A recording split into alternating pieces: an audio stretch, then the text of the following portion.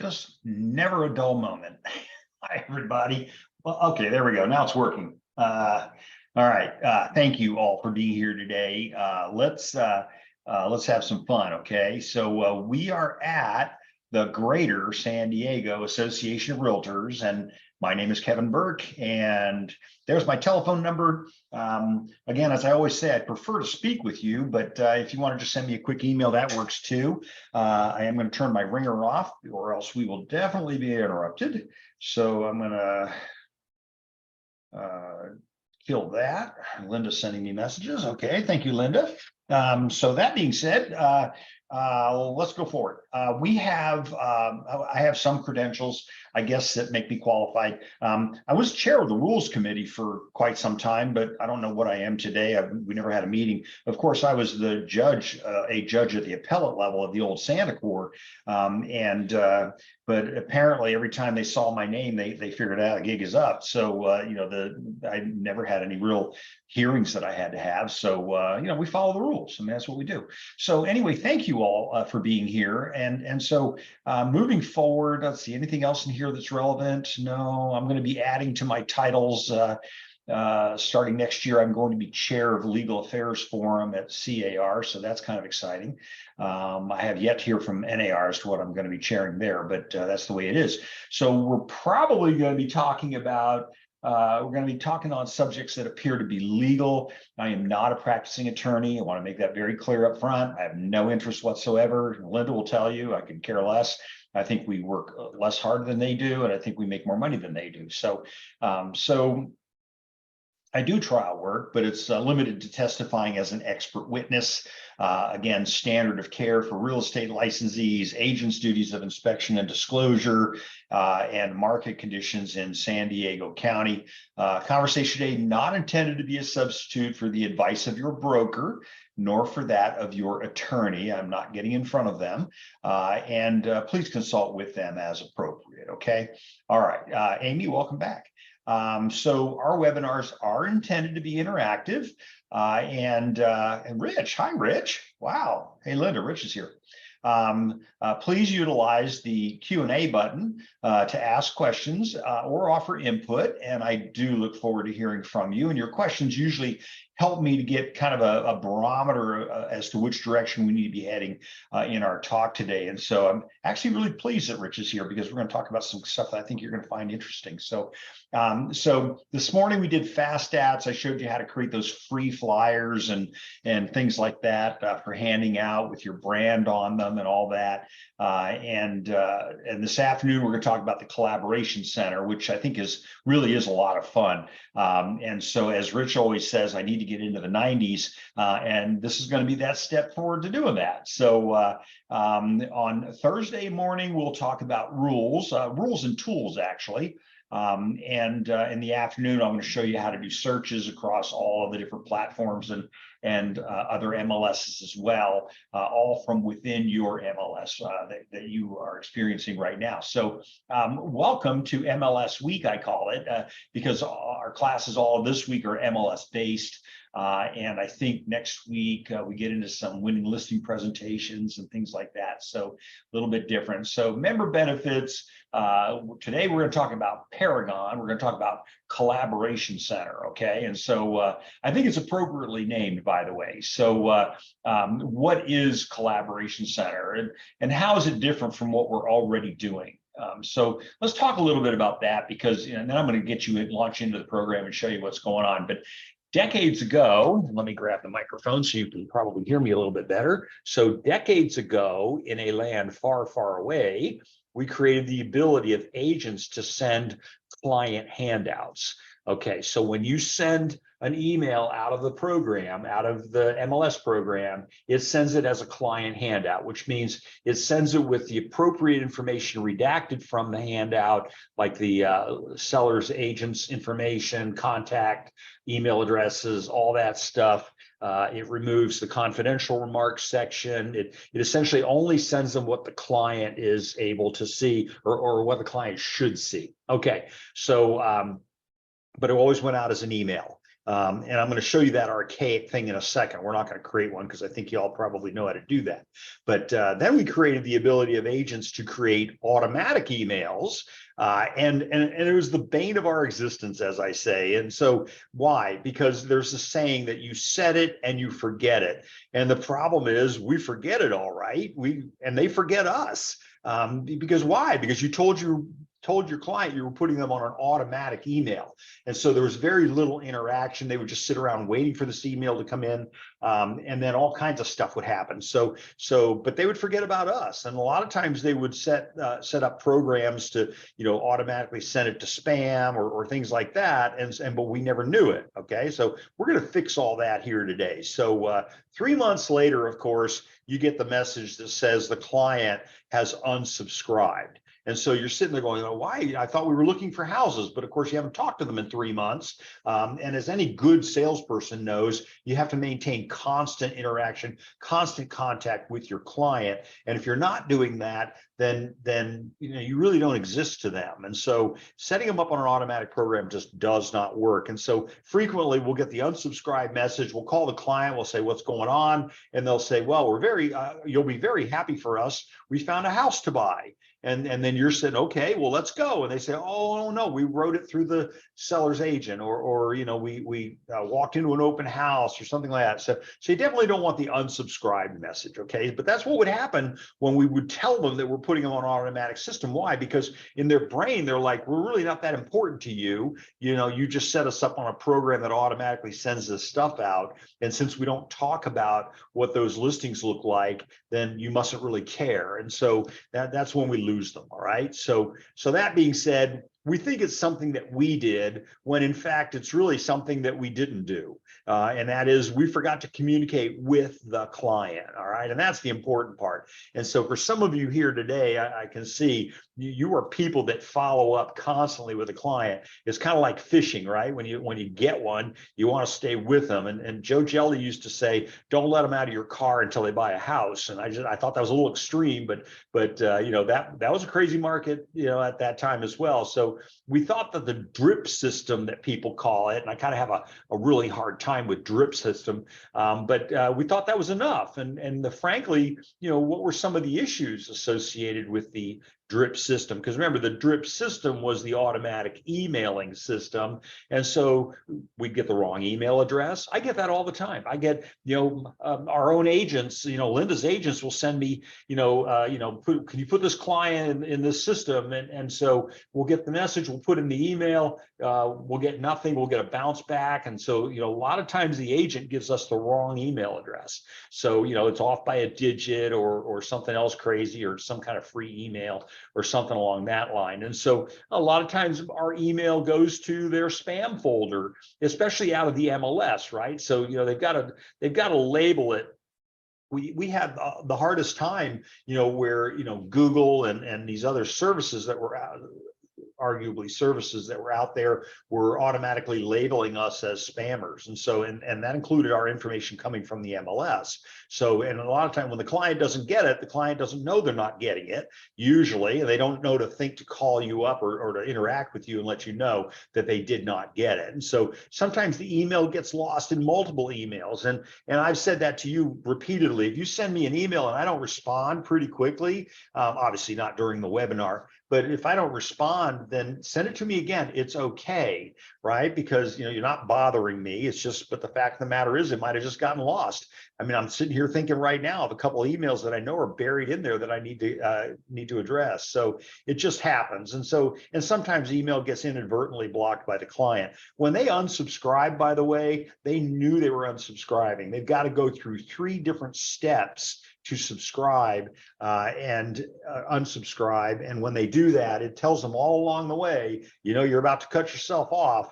And then they seem shocked when we talk to them. We say, why'd you unsubscribe? And well, I didn't know what I was doing. It's like, okay, well, maybe I didn't either. Maybe I should have stayed in better contact with you. But you're not going to know that they're working on the unsubscribe until you get the message that says they've unsubscribed. Does everybody follow me with that? And at that point, they can't get anything. And so, now there's a whole process they got to go through to get themselves back in it again. Okay. All right. So tell your client, don't unsubscribe. We need to be talking, but you need to be talking to them anyway. You should be talking to them And, I personally think that if you need to be talking to your client every 2 to 3 days. And so this is why I'm kind of a believer in copying yourself in all the emails so that you know what your client's looking at. Okay. But I'm going to show you an easy solution to that as well. All right. So to call that emailing system, that drip system, primitive would be an understatement. Okay. And so welcome to the 90s. Here we are. The answer's right here, the Collaboration Center. And I really like the Collaboration Center. And it's a long ways from when I started in real estate back in 1979, from having the MLS books and having to go through to, set up, searches for clients and stuff like that. We didn't have, at best, we had an intranet.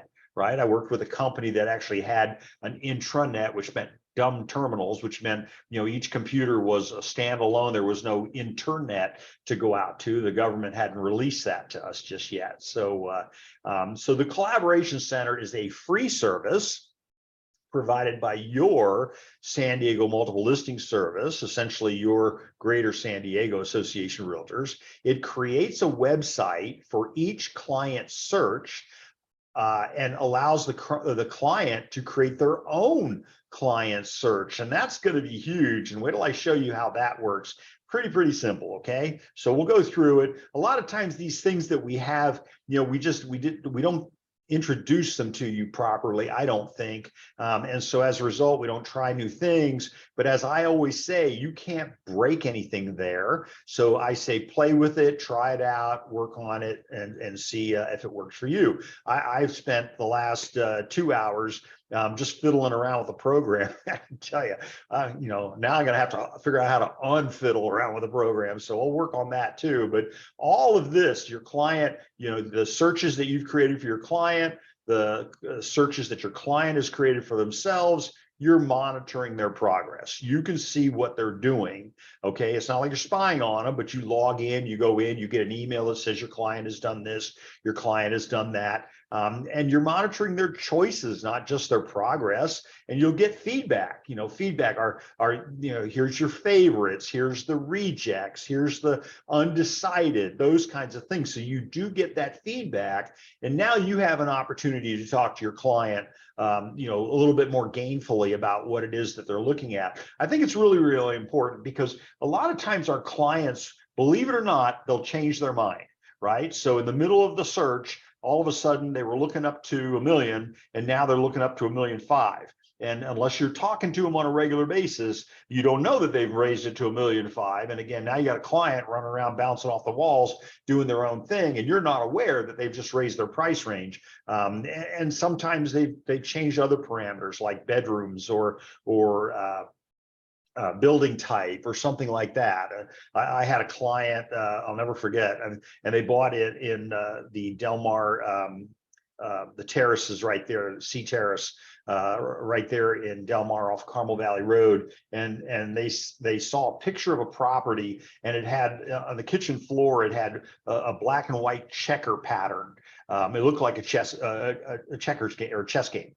And so they said, absolutely hate it. Don't want to do it. So anyway, we closed escrow about 30 days later. It was really kind of amazing to me because they were just determined. Ugh. And then they said, but let's see it anyway. And so, I broke with tradition. I went out and I showed them the property, and sure enough, they loved the property. They bought it. I don't know if they went out and got those big chess pieces or what, but they bought the property. So your client's mood, your client's desires are going to change. We talk about the difference between needs and wants, a needs versus wants analysis. And sometimes they just say, hey, this is just the one for us. And so how are you going to know that unless you're staying in contact with your client? So all of this comes together, and I'm going to show you how. So, but you also get their reasoning because they have the ability to add notes and things like that to why they chose to reject it or why they chose that they liked it. And again, so here this one client rejected the checkerboard pattern, but then came back and bought the property. So it happens. So you need to be,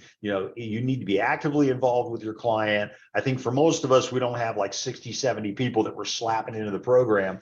I think usually you got a handful, and you need to maintain that contact. And that's going to be an important thing. So, so that you communicate with your client on a regular basis, because a lot of times your client doesn't reach out to you, and and people call me up and they say, I'm really sorry to bother you, and I'm like, oh God, right, right, Rich, I'm really sorry to bother you, and it's like that hurts my feelings. I mean, it's like I want to help. I mean, that's what I'm here for. So, I'm just my DNA works that way. Okay, very different than other people, of course, but but I am that kind of person. So they get to do their search on their own time. They can actually create their own search. I'm going to show you how this happens. So they can create the search. They can do the searching on their own time. They get home from work, whatever, 24 hours a day, 7 days a week.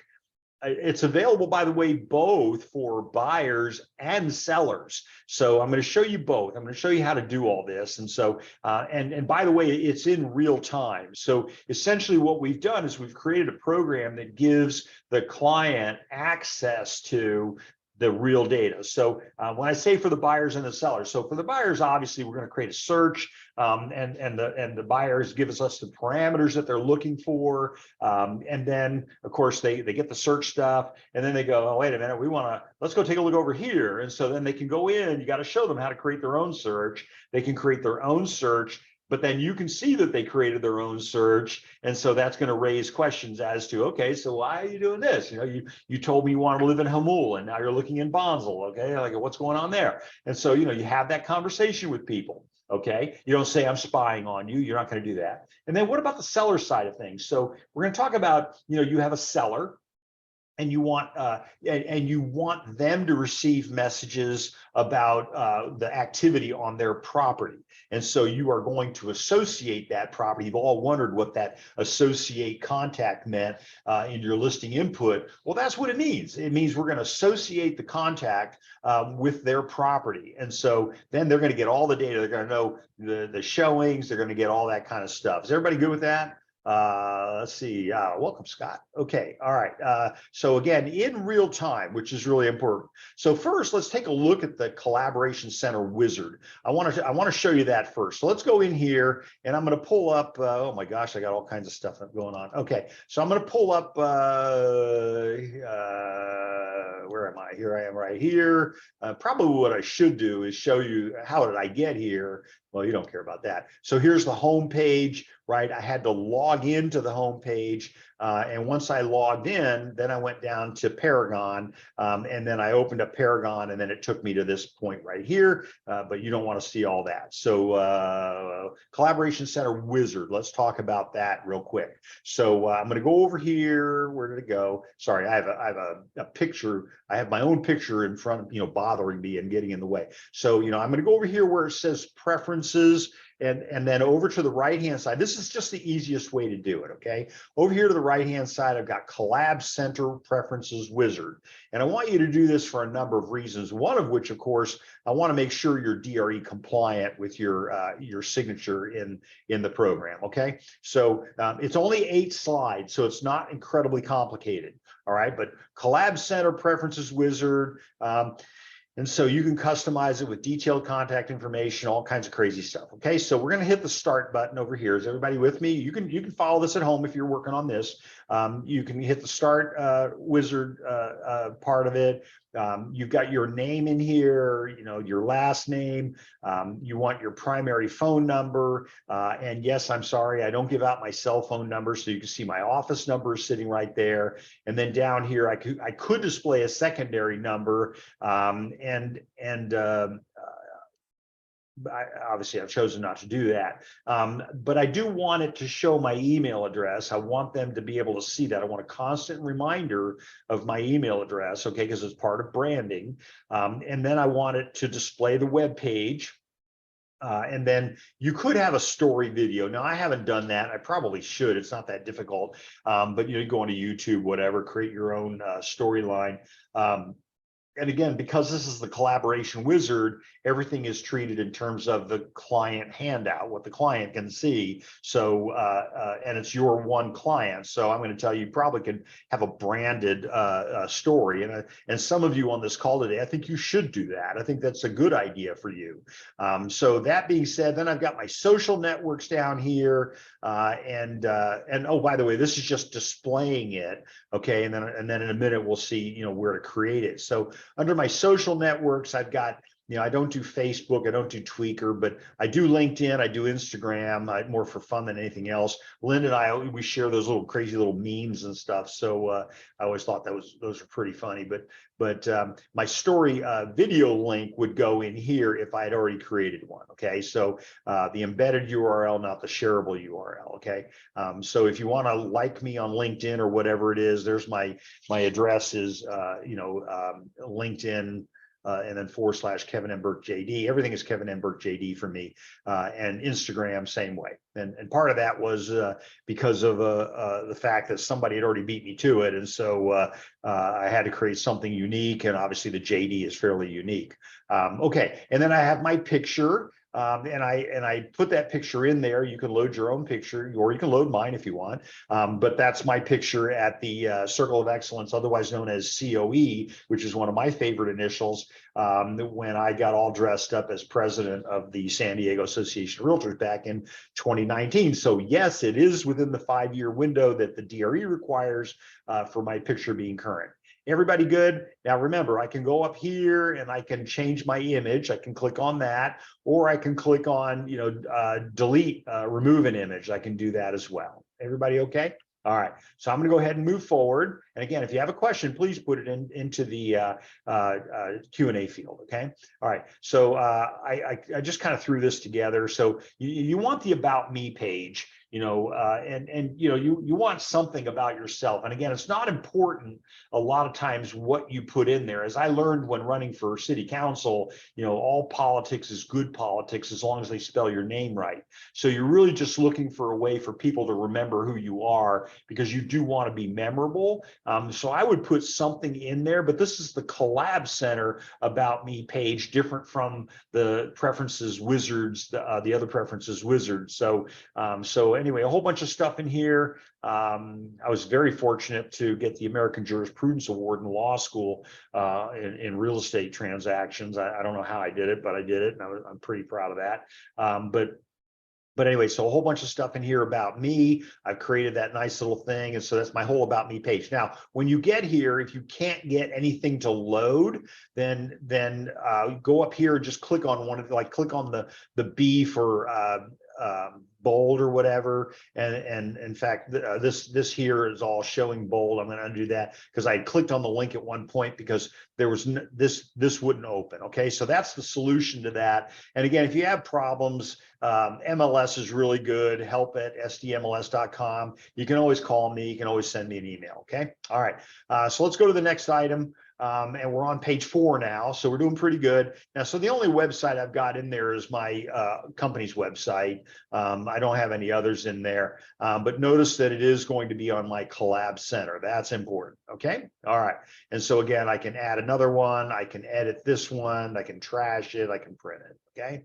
All right, I'm gonna go to my next button. Everybody good?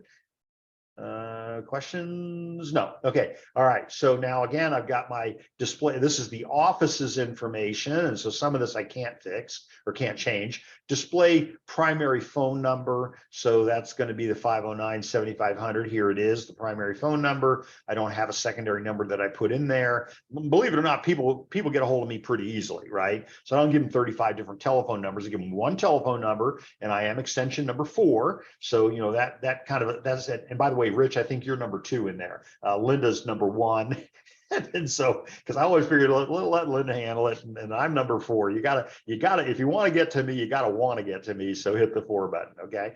All right. Okay. That being said, no secondary number, obviously, and then display the company logo. I want that on all the stuff. So that being said, good. I'm going to go to my next button again. Now, notifications. So what kind of notifications do you want? So agent notification. These fields identify what actions will trigger an email auto notification for the agent. So for me, Okay, and so I want it all, right?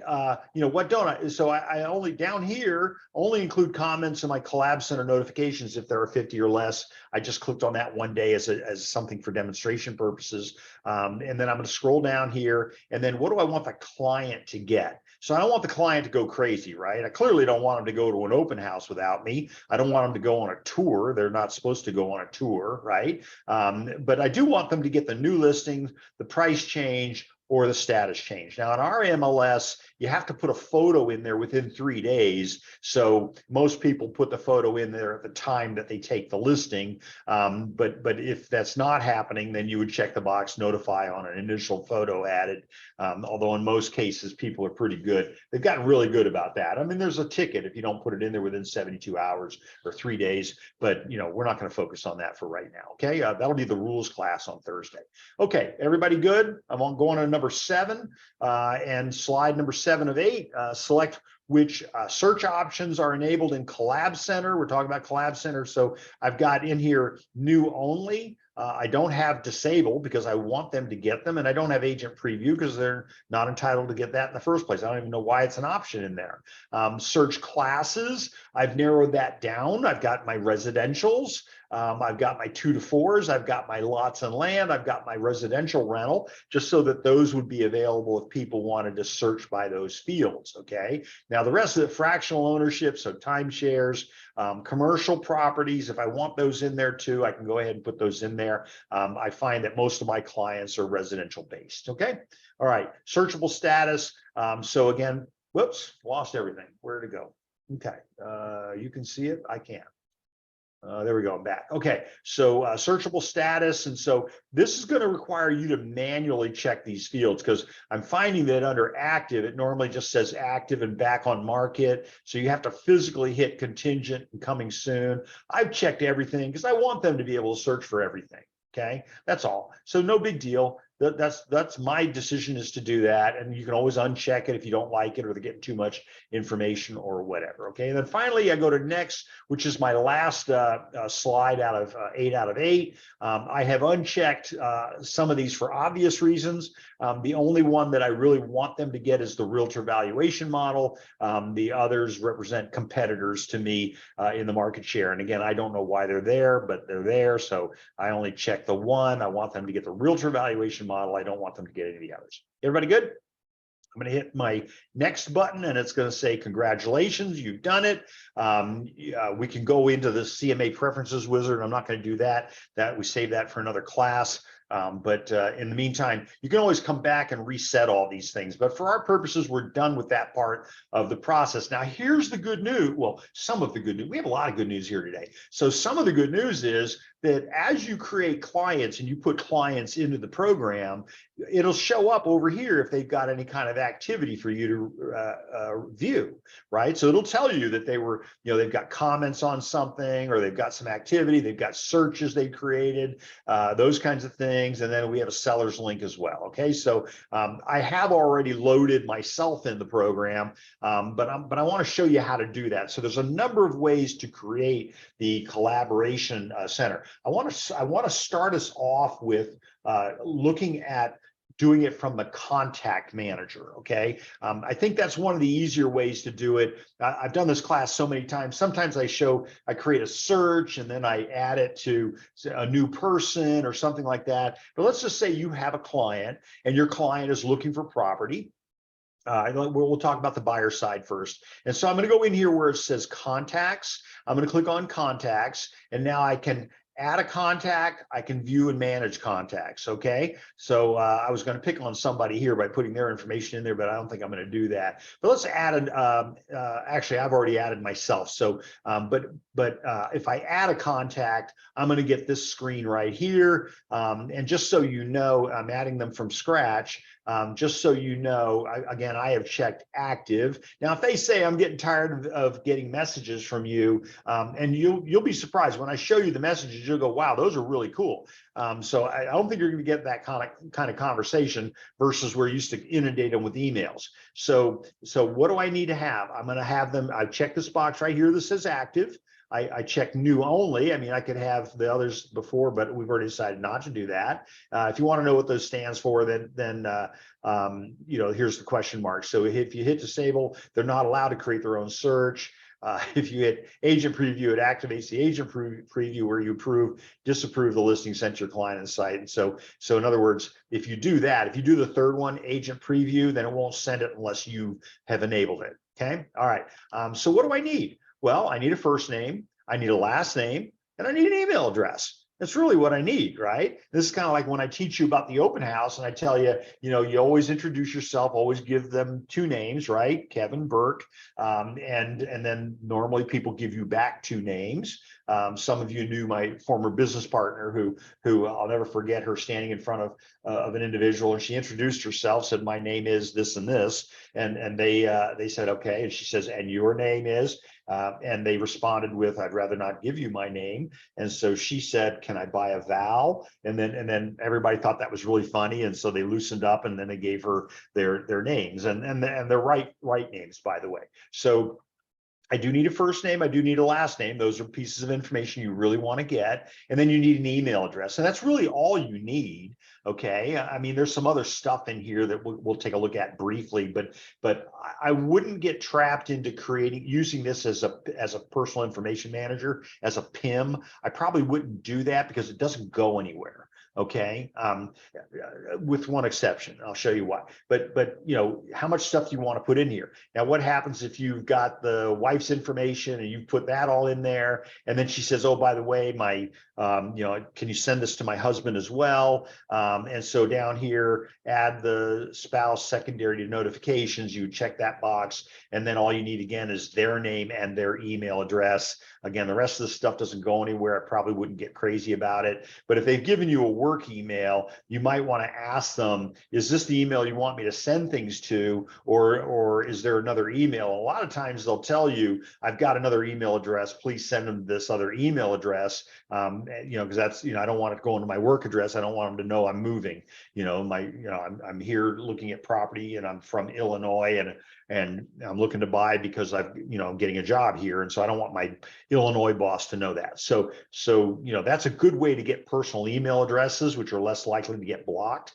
And again, phone numbers, is this a good phone number? No, let me give you my cell phone number, that kind of thing. People do that all the time. Okay. So always ask them for their information first. Avoid the temptation of handing people your card. I always say, real estate agents, listen, you're doing it backwards.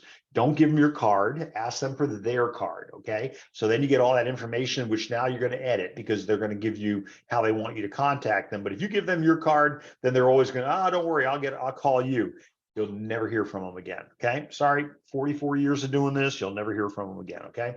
Over here on the right-hand side, I've got telephone numbers. Doesn't go anywhere. I'm sure you've got their phone numbers in your phone or someplace else. It doesn't really do anything. You really can't make calls out of it. And then manage the contact. You can put that in. You might put in that it's the buyer, something like that. Versus the seller. I doubt you're going to put the lender in there, but okay.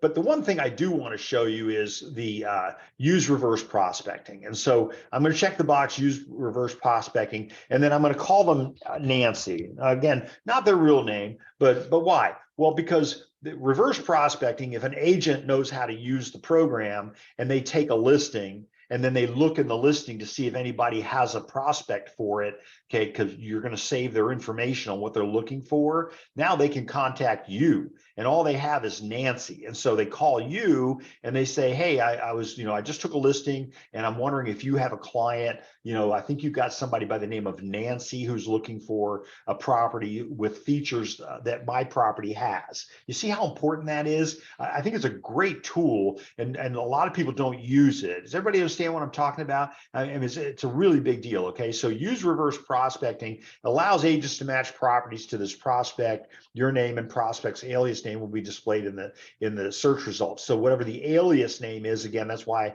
I always call them Nancy. And the next one will be Bob. So I never have more than one Nancy in there, but I make up a name that I know who it is, but they won't know who it is. I clearly don't put the client's name in there. Okay. All right. Okay. Not that anybody would do anything.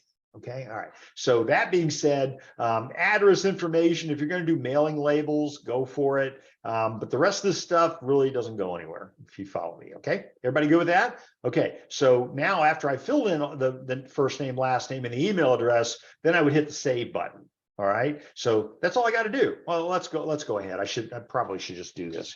Here we go. So we're gonna it's gonna say that I've already got that name's already, or the email address is already being used. What's the matter with my, oh, duh, middle initial. 12 years of college down the tubes. Okay, so that's gonna put in my email address, and it's my primary. Check the box, hit the save button, and then what? So again, this is the buyer side. So we'll come back to this and associate it with the seller side, okay? Because Kevin's going to be a seller as well. All right, everybody good? We're going to start with the buyer side. So this pops up this window. Okay, and so, and again, like I said, I've done this already. You know, over here I had contacts and I had my name in here, and I've already done all kinds of crazy stuff with it. So so what have I got? I've got my contact activity, if any, right? I've got my contacts information. There it is. So same thing you saw a minute ago, roughly. I've got my buyer activity stuff. So I don't have any agent recommended yet because I haven't really done anything in there yet. But what I am going to do is everybody follow me okay? Because it's kind of like a progressive step of things. So the buyer stuff, I go down through here. I don't have anything to do on this page yet, but notice it does say Collab Center. Okay, so I can manually add listings to the contacts notifications. Okay, let's add a search. So let's go ahead and we're going to create a search because my buyer says, you know, I'm looking for a house. I want it to be in Del Mar. I want it to have be under $10 million. If anybody would like my client, you can have them. But anyway. Okay, Rich, you got first dibs. But anyway, I'm going to go ahead and create the search. So I've got two choices now. I can either add a new save search, which I think is a little misleading. I'm going to create a search, okay? Or I can load an existing save search. So if I have somebody else looking for the same stuff, I can load that search in here and associate it with this client, okay? So we're not there. We're going to go ahead, we're going to add a new save search, and it's going to come back and it's going to give me a couple of fields here. It's going to say, what kind of new save search? Well, they want residential. Okay, that's nice. This is a familiar page. Okay, so again, what are my styles? So they want detached. So I click the D button and then I get detached. Zip code and area is going to be my 92014. And then again, as I said earlier, it defaults to active and back on the market. But if they're looking, here's what I do when I'm searching. See what I said earlier? It defaults to active and back on the market, but I'm missing out on stuff if I don't click contingent and coming soon. But even better yet, I click on pending. I've sold more houses that were showing pending in the MLS that you know nobody else was paying any attention to because it said it was pending. It was already under contract. Oh, in this market, it's already sold. It's already gone. No. Yeah, in any market, pending is a really good resource for you. I've had more than one, and some of you know Nancy and Bernie, and I sold them a house on Cordobas Cove that was pending years ago. In fact, they bought it sight unseen. They came in from New Jersey, you know, after they had closed the transaction. They'd already owned it for a month, and it was just strategically located for them. But there was a tenant in the property at the time. The tenant had an offer in on the property, and so they were under contract. But to the seller's agent, who I called, I said, you know, so what's going on with that pending listing? And she said, because there wasn't anything else out there. And she said, well, you know, the tenant's under contract, but we don't want to get rid of them until we know we've got a better buyer to come in. But there's no way they're going to get the house because they can't get financing and all that. And I'm sitting here thinking that probably wouldn't have been my first choice. I'd have probably gotten rid of the tenant and gone active anyway. I said, okay, fine, I'm going to bring you an offer. And then the rest is history, right? They get rid of the tenant, they get rid of the tenant's offer. It wasn't going to possibly close. So don't discount this, okay? And you might even look at expired listings in this economy, all right? So anyway, I'm going to hit my save button, and I can see by hitting my save, again, I've got active, back on the market, contingent, coming soon, and pending. And I'm looking up here, I got 43 properties, okay, in Del Mar. All right. So, but my client said, I want to keep it under 10 million. So I don't know. Hopefully you have clients like this. What is that? Is that 10 million? So, oh, look at this. There's still 35 properties. So I'm trying to narrow this down a little bit. Okay, so it has that a minimum of what? 3 bedrooms. You'll be surprised that is one property. So let's make it a minimum. Let's do it a little bit better. Let's do 4 bedrooms. And so we'll do 4, and that drops me down to 23. So I want to get down a little bit manageable. And if you want to edit this, you can always do it here, or you can do it over here on this side. Everybody good so far? Anybody have any questions? I'm going to check my, okay, nothing in the Q&A field yet. And so what I'm going to do, and this is the fun part, I would have the option over here of saving the search to a client, but let's do this the easy way. I'm going to click on search, and it's going to pop up all of those 23 properties. Okay. So from this point, I can decide that I want to put all of them, I want to give them, associate all of them with the client. But at the same time, remember, it's the first time. So if I want to check all of them, then I click this button, which says, give me all of them. But I might go through here and say, well, they really didn't want properties that were, they wanted everything to be west of I-5. And so I'm looking down through here. Are there any in here that are not? So here, Caminito Daniela, I'm sorry if it's your listing, but not west of I-5. I'm not going to do that one. 2160 Via della Valle, that's going to be where's that, Rich? That's west of I-5. San Diego Drive, no, so I'm going to get rid of that one. Look at that, 2130 Via Mar Valley, Joe Jelly's old place. Crest Road, okay, good. Avenida Primavera, very good. Amphitheater, 107 Via del Valle, right there in Boca del Mar, right over the racetrack, right? Longboat Way, okay. Vista de la Patria, not. You see what I'm doing? I'm eliminating all the properties that are not west of 5. Did I eliminate San Diego? It is west of 5.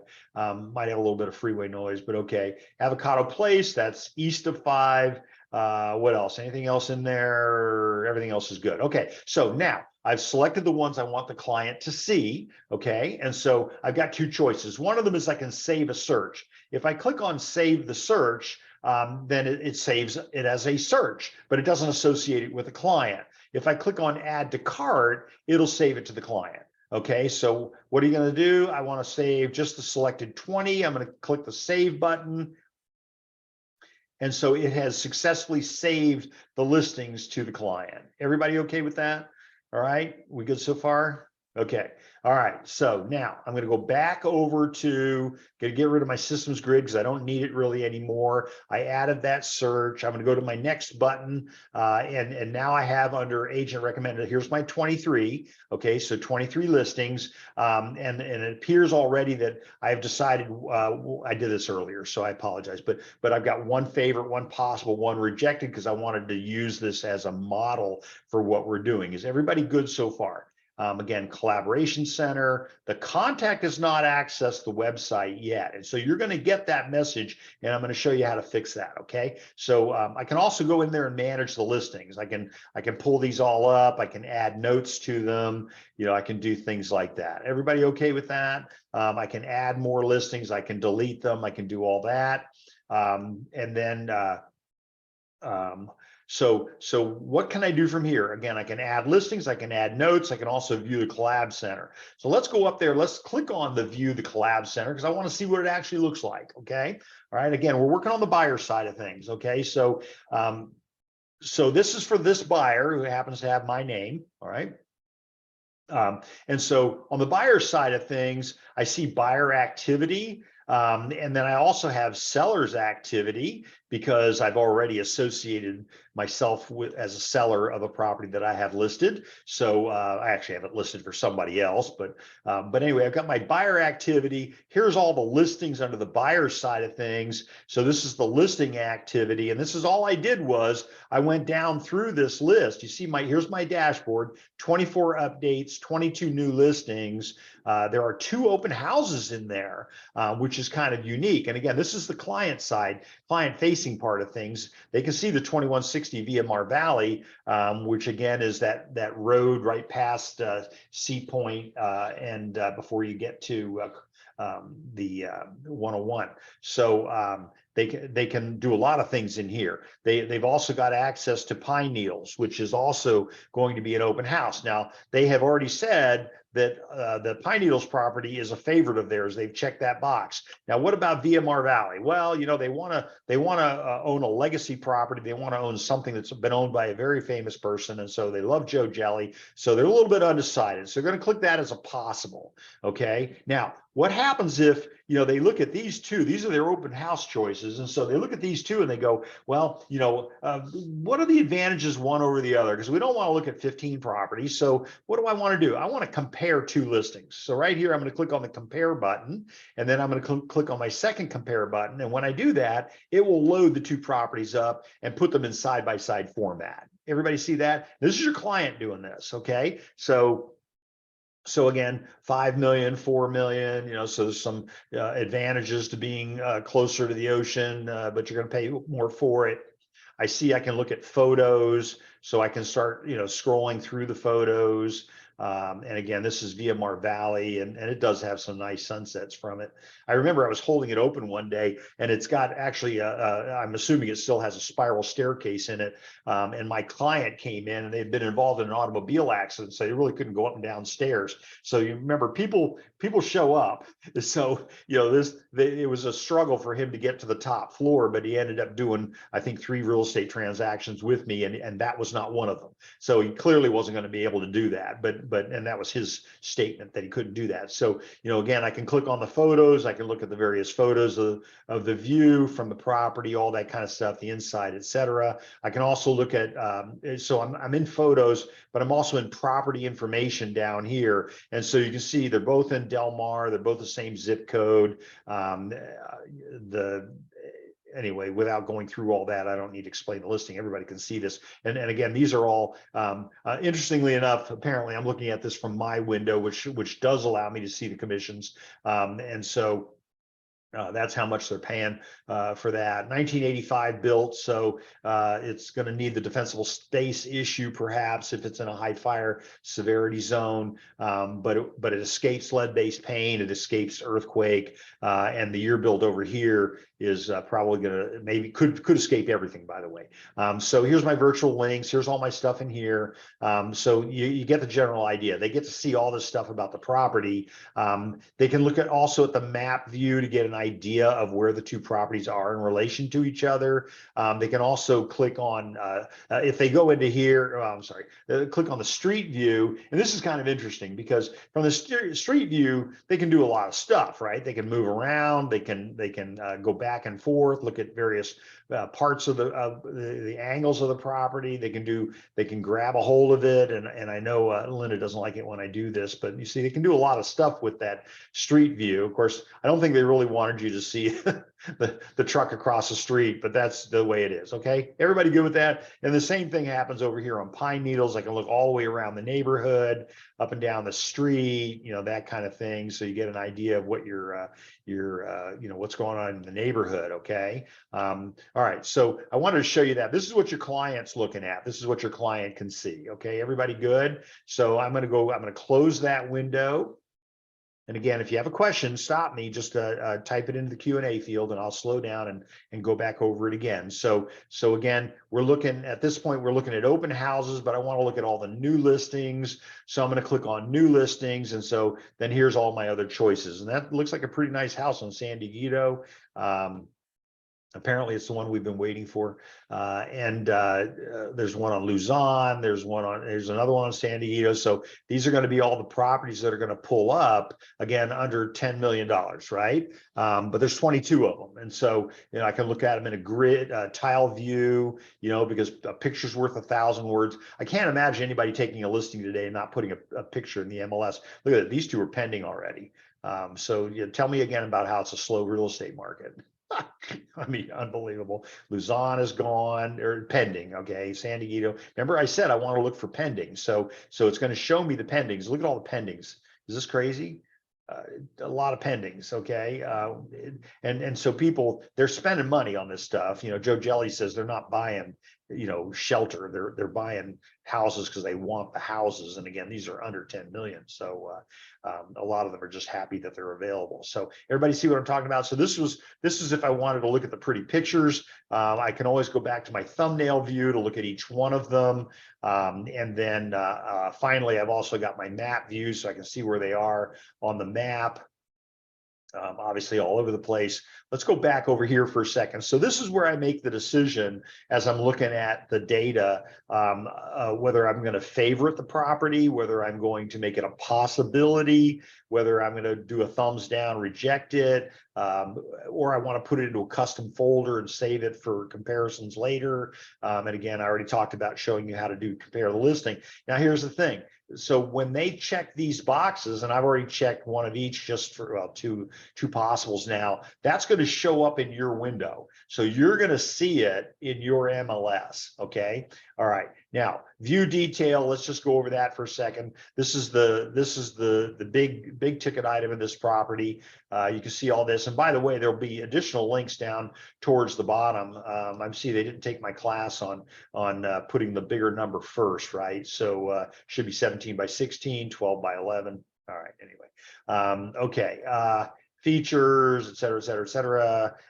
They get down here. There's obviously no homeowners dues, but it also shows me the property history. And so I think that's kind of neat, right? And I know somebody called me out on that. Oh, they're here today. Okay, so called me out on that earlier. Take a look at the history of the property to see when things have happened. And look at this. So it sold for $1,850,000 back in 2015, and then it got entered into the MLS on July the 7th for $5 million.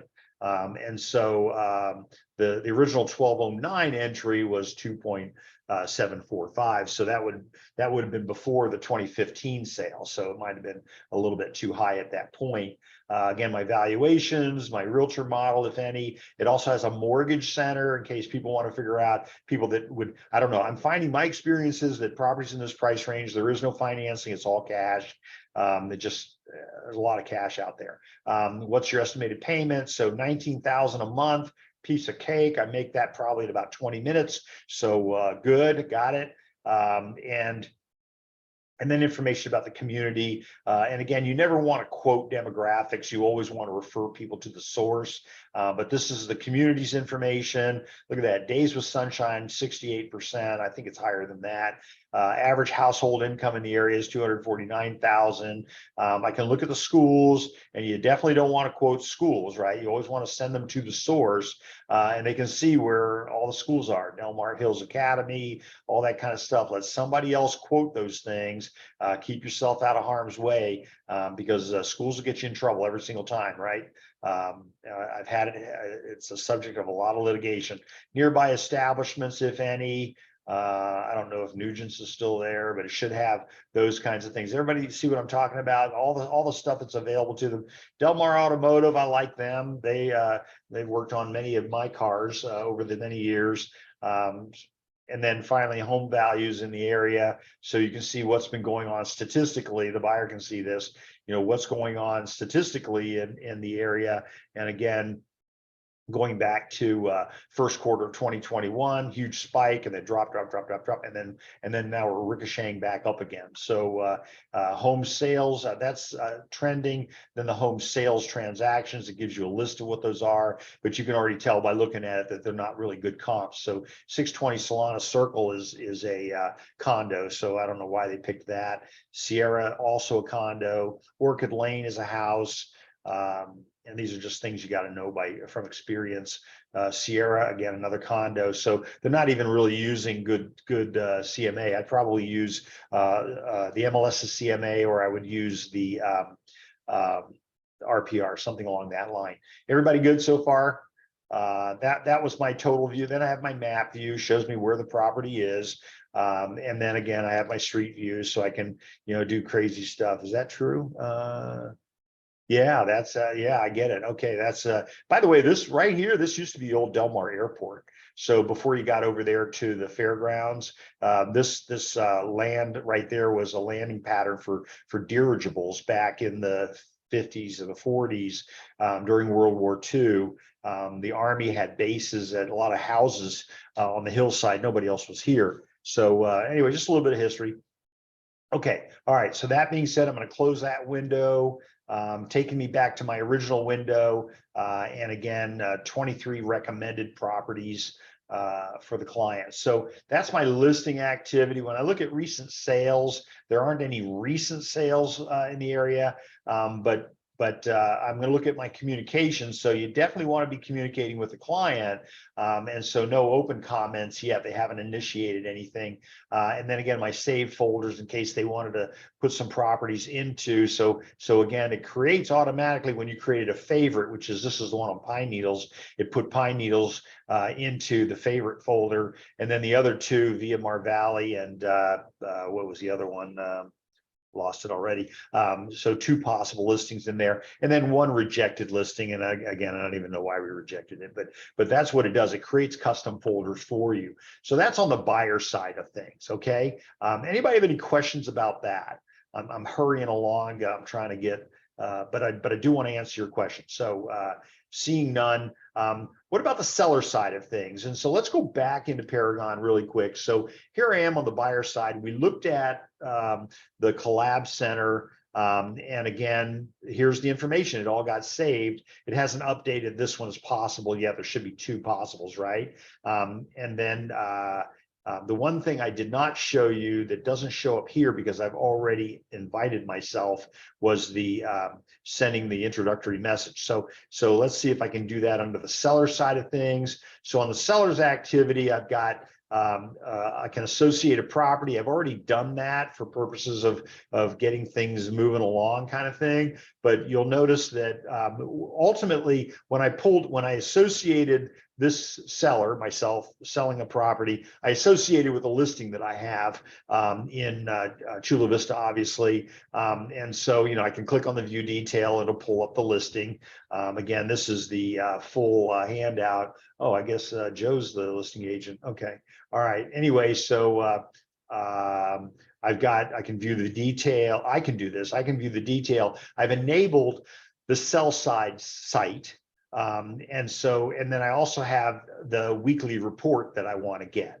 And so I've enabled both of those. Now I can send an update email. All right. If I click on that, a seller's update email has been scheduled for immediate delivery. And it's quite possible Joe will get that. And then he'll be calling me in a minute trying to find out what's going on. But then I can also view the site. And when I click on view the site, it's going to pull up the collaboration center. And again, because it's associated with the same client, it's going to show me the seller's activity here. He says with confidence. So here's the buyer's activity that we saw just a minute ago. And here's now is the seller's activity. So I associated the property with that particular seller. And so it pulls us up. It looks like we've had 504 views of the property. So this is really good where you have a listing and you want the seller to be able to monitor what's going on with their listing. So, you'll reduce the number of calls, what's going on with my property. But again, I want you to still call the seller. Don't just, let it happen by itself. And so 504 listing views. No brokers tours. I know she's having an open house again. I think this weekend she's done 8 of them, and it's been on the market for 91 days. It's under contract, but that's where it is now. Hopefully, please tell me it says that someplace. I know it's pending. Anyway, so listing views, and this gives me a really good idea. So when I hover over this, I see 2 agents have looked at it. Over here, I had 1 agent look at it, I had 3 agents look at it. So those are the real estate agent views, the prospective buyers. There haven't been any prospective buyers looking at it, and there hasn't been any price changes in the last 2 weeks. If I go to 30 days, I see a little bit of a different graphic. When I go to 90 days, I see a much different graphic. And again, remember, it's been on the market for 91 days. Okay, so this tells me my activity as it's been going along. All right. Prospective buyers activities, there have been 5 people who said, no, just doesn't work. 3 people have said, okay, I'll think about it. All right. Agent views, 438 agent views versus the prospective buyer views. You see the numbers differences there. Real estate agent recommendations, the number of agents that have recommended the listing to a client. Again, this went pending, so it's possible that activity is going to go down. So 5 agents saved their search. Okay, one buyer saved the search. And then finally, social activity, 38 views from the email. So real estate agents that have viewed your listing via an email versus customer comments or any kind of other stuff over here. Is everybody good with that? So it gives me a lot of information about what's going on with the property, so the seller can see that. And then we have the property search. And so I wanted to show you that because this is really kind of cool. This is where the client can set up their own search. All right. So again, this always takes a little bit to get this going, but I wanted to show you that the client can actually create their own search. I think that's a wonderful thing. Again, they're creating it within the parameters that the MLS will allow them to see, so they won't see agent contact information or anything along that line. And so I wanted to pull up a different part. Let me see here, property search. Now we're gonna have to go through that all over again. So we're not gonna do that. I'll get rid of that. And so, all right, there we go. Okay, so this is gonna give me quite a list. Obviously, it's not of the subject property. So what am I gonna do? I'm gonna add an address or location. And so what was that address? Location, Chula Vista. I think it's 91914. And submit. And so that should knock our numbers down, 5,000 obviously being the maximum, but we're going to look in the Chula Vista area. Anyway, 91914. So here's my Chula Vista area. What's my price? Well, in this case, they don't want to go over 150,000. So I'm going to hit submit. How many bedrooms are they looking for? And again, notice my numbers are now down to 130 and they want at least 2 bedrooms. So I'm going to click on 2 bedrooms. This one happens to have 2 master suites. Bathrooms, they want at least 2 bathrooms. And that should narrow it down. Nope, not at all. Property type, in their case, they want it to be residential. So that's good. We like that. And then what's the status? Well, I've got all the statuses checked. So let's take a look in here. I want to get rid of the active. Well, actually, we want active, right? So forget the solds. I do want the pendings, forget the expireds, the off market, the all rented. So I'm going to get rid of all of those. And so the only thing I'm going to look at are pendings and actives. The various sites. So look, there's nothing down there. Really interesting. I've had some really interesting conversations with people who buyers who have said, well, I'll just go buy something else, and I'm like, there's nothing out there. So what else? I can put in more characteristics. I can do things like that, and then I can save this. And so the buyer is going to save this, and you're going to give it a name so that they'll be able to remember it by. Okay, everybody good with that? So that's the property search. So I wanted to show you that the client can actually save their own search. Okay, up here I've got my what do they call that? The hamburger pattern. So I've got my dashboard. So it takes me back to the original place where I was. I've also got my searches, and of course we've just created this one. So now they can go and pull up their own search that they had, and maybe they need to raise the price a little bit. I mean, isn't that always the case? So let's say 300,000. Maybe that'll change things for them. Again, now they've got 24 listings in that. That's beautiful. They're giving them listings up here. So 2 results, but again, I wanted Chula Vista. So 914 Chula Vista, go. And no listings. So even under 300, there's nothing down there. Although there is authentic Jamaican food. Okay, all right, back to my pattern up here. That was my search. I can always edit the search, and that's just going to really take them back to that screen. Save folders, if they've got anything in the save folders. Again, we've already learned that gets done when you create a favorite or something. Then my communications window, I can get there from that same place. And then seller side activity, I can get over there. And then finally I can log out. So those are my options that are available to me, and all of that as a result of what I've created in here. Is everybody good with that? So I can remove the listing, I can view the site, I can do a lot of these different things. Okay, so what about my agent recommended? So it says that the agent hasn't recommended any listings, but that's something that you would do. What I want to do, I want to create another search, and the reason is because I want to show you the welcome message. So let's create a search, residential. And we're going to do detached, and we're going to do, why don't we go to 91914 Chula Vista, and we want it, okay, there's 10 of them. I'm going to hit my search button, and it's going to create my 10. I'm going to add that to the cart. I'm going to say, give me all 10 of them, save, and that should save it in the listing itself. Okay, so back down in here, I loaded that search that I just, look at that. Now I'm going to do it again. That's crazy. Okay, I don't want to do that. Back, property system grid, criteria. Yes, this is where I wanted it to be. Again, we added it to the cart. If I click on save search, it's going to ask me where. And so I want to save the search for the buyer, Kevin Burke. And so I'm going to click my save button, and it'll save the search into that program. Okay, so here it is, save search for Kevin Burke. All right, and again, 10 listings in here. I can create multiple searches, right? I can be searching all over the county. That's okay. All right, but look what's missing. So there's no, it'll usually have a link that says send the welcome message. Well, there isn't one because I've already created this, and you weren't privy to that welcome message. I mean, I could, can I pull that up?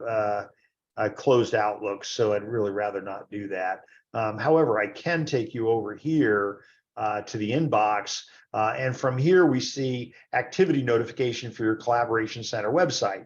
So this is the email that I got as the buyer. And again, that happened when, whoops, can you see that? No, you can't. Okay, hang on a second. Don't go anywhere. Here's the email that I got as the buyer side of things. Okay, activity notification for your Collaboration Center site, and so I can visit the site. There were 8 total updates. There are listing previews. Again, if I want to see what's being looked at, I can view the updates. Update review, new 8 any new matches that fall within your criteria. If I forgot my password, I just click on reset password. And then again, here's my, if you need any information or help with the Collaboration Center, please contact me, the real estate agent. Happy to help you in any way that I can. It's got my address, got my telephone number, it's got, email, everything is in there.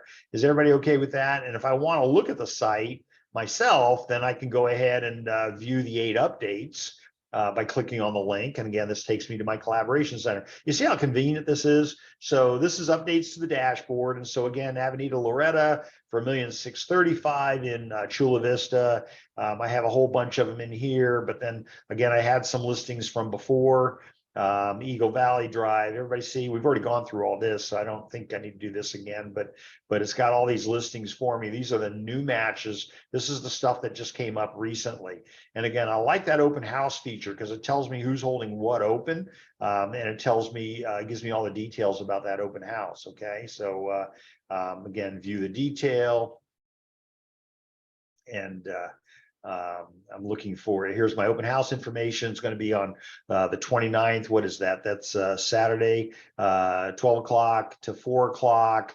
My hat is off to them. Most people are trying to do this 1 to 4 on Sunday. My experience is they never show up at 1 o'clock. But anyway, there it is. Okay, so that's the open house activity. I'm going to close that. I'm back to this information.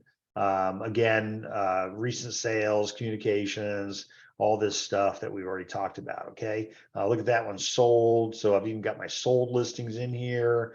Sometimes I like to throw sold listings in there because then it essentially tells them that yes, the market is still pretty hot. I go back over here to my seller side activity. And again, back up to the top. So again, this person is the seller for this property on Orange Avenue. I've associated the property so they can see what kind of activity is going on with that property. And I've already shown you all this. So all good. Okay. Questions about any of that? Back to my dashboard really fast. Again, all that came from this activity notification. All right. So let me see, is there anything else in there? Your seller's update. Here it is again. Visit your site. My pleasure to assist you. So this is targeted to the seller. 2 real estate agent views found this week.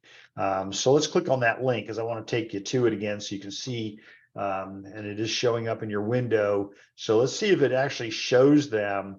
Well, I got 504 views, so 8 open houses. The agent's been really good about holding that house open, and they put the open houses into the MLS, by the way. You should always do that. So they've done a really good job at that. And so the seller sees that. Enter your open houses in there. We want the seller to know you're working on their property, trying to sell their property. And you're not going to get information on who rejected it or who's undecided or anything like that. Even the agent doesn't get that. But just be aware that it tells the seller. So now you're not the one saying, well, we had 5 people reject it and 3 are undecided. You've got the seller can see all that information themselves. And then again, I clicked on competition.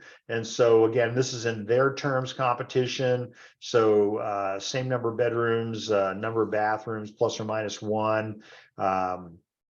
Closest properties that are weighted more heavily. And so when I look at this, I see there's a handful of properties in the area. And this is again, what we want the seller. Actually, I'm not seeing any of them at all. I don't see that there are any properties in the area. So as we know, there just is no inventory. So activity, again, we've seen this. But again, remember, they are also a buyer. And so here we are on the buyer side of things. Okay, so let's go back over there and I'm going to delete that message. Are there any others? Welcome. This is the welcome message that they got. And this one says, welcome to Collab Center. So you can visit the site. And then again, the message from you says, let me know if I can help with anything. View your listings. Where do they come from? So what are the undecided listings? And your agent will create a search based on your criteria. Listings found in this search will go into an undecided bucket. And then you make a decision. The buyer makes a decision on whether they're a favorite, a possible, or a rejected.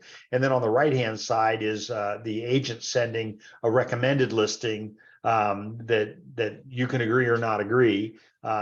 Here's the explanation of the different categories. So we're not just leaving them out there to figure this out themselves. You can communicate with comments on any listing. You have the ability to add a comment that goes directly to your agent.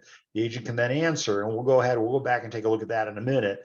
And then comparing listings, we've talked about all of this. Again, creating a password if necessary, and then the signature there. Is everybody good with all that? That's a lot of information, I know, to be hitting you with. Let me see. Did I get everybody? Yeah, I got everybody. Okay. All right. So that being said, let's go back over to our dashboard, and let's say that they see a listing. So like they see this one. And we're going to click on, oh, shoot, I did that wrong. Gosh darn it. I hate it when I do that. All right, hang on a second. Close it. This link here, additional options for this listing. This is interesting, and you really need to know about this. So I'm going to click on additional options for the listing. And so this is the screen that's going to pop up. And I can do a number of things here. And this is kind of fascinating for me. I can send an email. And by the way, when I send the email, when the client sends the email and you puts in the email address, it's gonna look like it came from the client's email server. Okay, so you'll put in the email address that you're sending it to, the subject matter, the body of the message, and then you'll click email, and then they'll receive it, as if it came from your selected email address. Okay, what else? So we've got comment. So you can leave a comment about the property. Cool place. Boy, there we go. Or cool pace, whichever you prefer. Cool place. And obviously active. So this is a comment being sent to the agent. And so we go ahead and we click on submit. Okay. Now I can do multiple comments. I can keep that going all day long. Okay. So that's going to be a comment that was sent. And then back to here again, I can request a showing. So, when do I want to see it? And this message does not go to the seller's agent. This goes to the buyer's agent, right? So I set a date today at 10 a.m. Probably not going to work. Let's make it a little bit later. What time is it? Is it 3 o'clock, 3:15? So, oops, wrong way. So 2, 3, and then 15 or whatever. Let's hold the button down, see if that works. And PM is good. Okay, and then I'm going to go ahead and I'm going to say I want to see it. And hopefully it's not going to Joe, because Joe's going to be wondering what's going on. So your question is not yet confirmed. This is an important message, by the way. Your agent has been sent your request and will contact you as soon as possible. Okay, so it doesn't go to anybody else. You don't have to worry about that. So let's go back in here again, additional options for the listing. Again, this is for the, the client to see this. It gives me the walk score. When I click on the walk score, it tells me how close everything is. Almost all errands require a car. Minimal transport is possible to get on a bus. Minimal bike infrastructure, so it didn't do really well about that. So it's got a score of 2 out of 100. So it's in the San Miguel Ranch neighborhood, et cetera, et cetera. Here's the PDF manual on it, travel time map, et cetera, et cetera, et cetera. Is everybody good with that? That's kind of a neat little feature. I like that. So let's go back in here again. Again, I know I'm going pretty quick. Actually, we're doing pretty good. We're probably going to get it done a couple minutes early, but so that was my walk score. How about my live mortgage information? When I pull that up, it's going to pull up rate plug. So if you have a relationship with a lender, and my understanding is lenders have to pay for this to be included in here. So if you scroll down, you see it's going to be asking price $1,602,250. Here's a lender, HHP. I'm going to X out on that, but it shows me my down payment at 20%. If I want to put 25% down, then I raise that number and shows me my down payment at 25%, shows me my loan amount, and then I'm able to calculate the loan. And so this tells me how much my payments are going to be, and there you go. And so over here, I've got here's what happens with a 30-year fixed. Here's what happens with a 15-year fix. Here's the VA. Here's a 5/6 ARM. Okay, everybody okay there?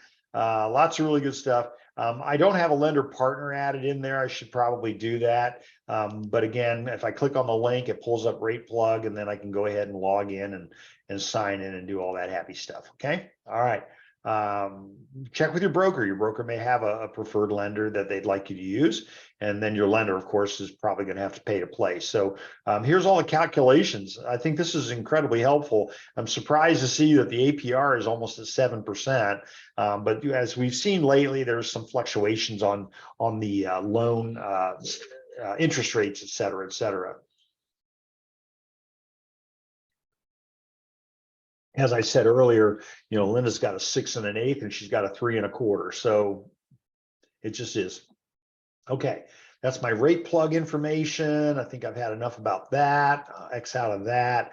Back over here again, I'm going to click on my window. So now I can do start an offer. This is the part I think this is a lot of fun. So this goes to your agent. Okay, notify your agent you'd like to start an offer on this property by filling out and submitting this form. Your agent will receive an email. Now, obviously, it's not going to load it into zip forms. It's not going to do anything like that. So how much you want to offer? Well, they were asking $1.6 million. I'd like to offer $1.6 million. Okay, closing date 30 days. Again, this is very rudimentary. All cash, so we don't have to worry about rate plug. All cash. Make this my new home. It'll replace whatever other new home that you have. And then submit an offer doesn't submit an offer. It sends an email to your agent that says, that I'm thinking about an offer with these terms. Obviously, those are nowhere near the number of terms you're going to need. Please confirm the details of the offer you'd like to make. This information will be emailed to your agent, and they will follow up with you directly on the next steps. Again, here it is. This offer is not a contract and is not intended. So it's not even a letter of intent, right? It's going to your agent. So not intended to create a binding agreement on the seller or the buyer, simply a notification to your agent of your interest in the property. And they had to put that in there because it was confusing people. They thought, oh my God, I'm starting an offer and I wanted to use my agent and all that kind of stuff. Okay. So you successfully added the property to my new home. And so at any time you can go to that listing. And so over here, your listing has now been saved and can be found in the My New Homes navigation. So you've decided this is a house that you want. And so now it just added under buyer activity, it added the My New Home link. If I click on that, it pulls up that property. Everybody okay? All right. So I kind of like that feature. And you know, it tells me as the agent that, you know, you have an interest in something in particular. So I lost a field here. I don't know what it was I lost. Let's get it over here into buyer activity, listing activity. Let's pull it up and see if I can. Yeah, there we go. So we made it our new home, and you can have more than one. You know, you can obviously change your mind and replace, you know, whatever home. If you wanted a different home to be your new home, then let's take a look at that. So we want to make this one the new home. Now I'm going to do that. I'm going to click, are you, you know, indicate you intend to purchase this. Do you want to proceed with making this your home? And the answer is yes. And so now up here at the top, when I click on My New Home, it has the new property in there. Okay, real simple, right? I want to pay half as much as I was going to pay for the other property. Okay, everybody good? Questions? Nope. Okay. All right. And so again, so I've handled both the buyer side of the activity. There is a communication. This is important. That little one tells you that they're trying to talk to you. And so what does it say? It says cool place. So now you see that comment. And so, you know, right on. Okay, so we're going to do that. So we're going to hit OK, and that's going to send that message. And so these are all happening today. So you can see how you can be communicating with your client. This is also a really good way to know that they're looking at the program.